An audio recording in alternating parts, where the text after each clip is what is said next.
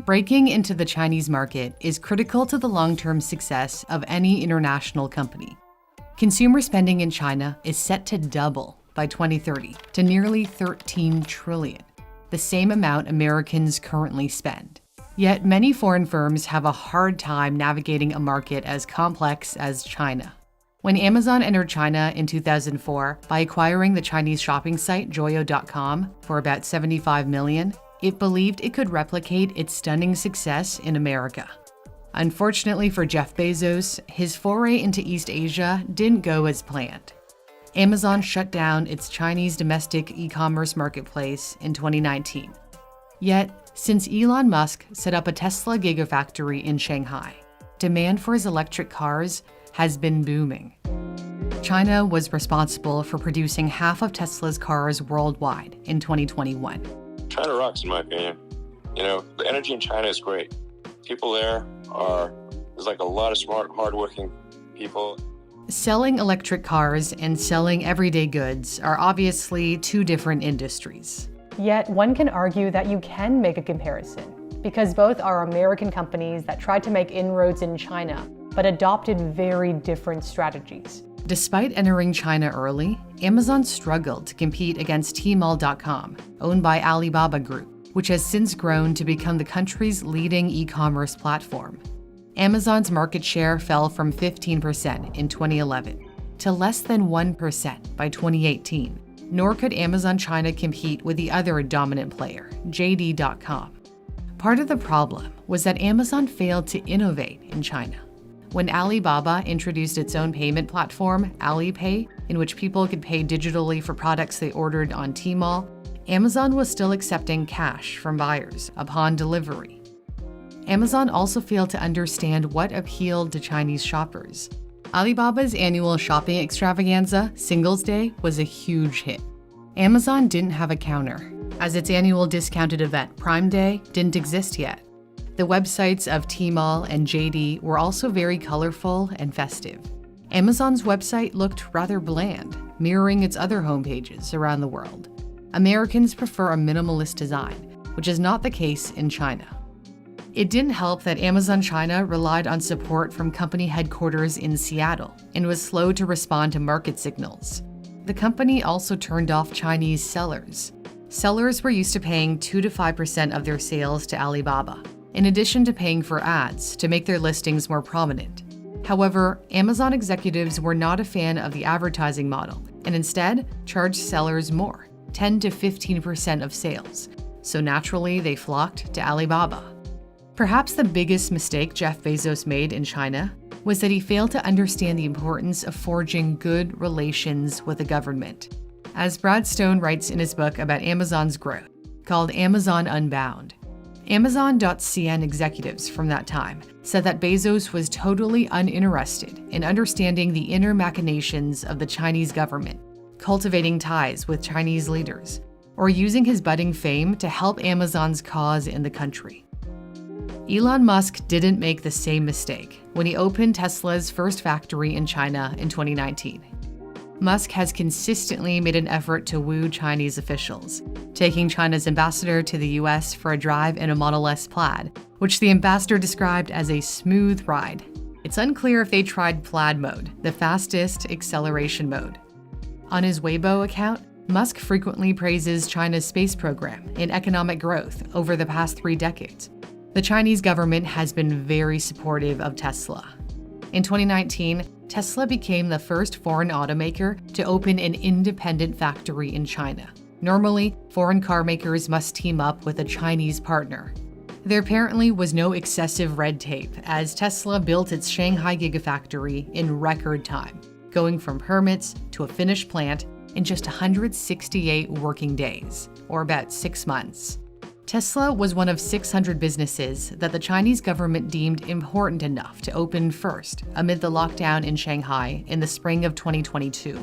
Authorities arranged buses to transport thousands of Tesla workers and helped carry out the required disinfection to curb the spread of COVID-19. Musk has heaped praise on Chinese workers, like in this interview with the Financial Times. There's just a lot of super talented, hardworking people in China that are strongly believe in manufacturing, and they won't just be burning the midnight oil; they'll be burning the 3 a.m. oil. So they won't even leave the factory type of thing. Whereas in America, people are trying to avoid going to work at all. While Amazon China failed to get close to Chinese consumers, the minimalist website being one example, Musk has really tried to embrace Chinese culture. When he posted an ancient Chinese poem about the importance of getting along on his social media accounts, it went viral as people discussed what he meant. While Amazon China relied on Seattle for support, Tesla China is not simply a branch of Tesla. It's set up to do original research and development work. Tesla opened a research center and a separate data center in Shanghai in 2021. Both are located near the Gigafactory. Musk's push for EV development conveniently aligns with Chinese President Xi Jinping's pledge to make China the leader in electric innovation.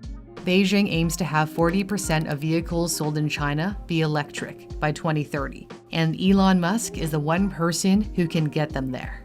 It's no wonder Beijing has been showering Tesla with goodies, such as cheap land, low interest rates, and tax incentives, exempting Tesla cars from a 10% purchase tax.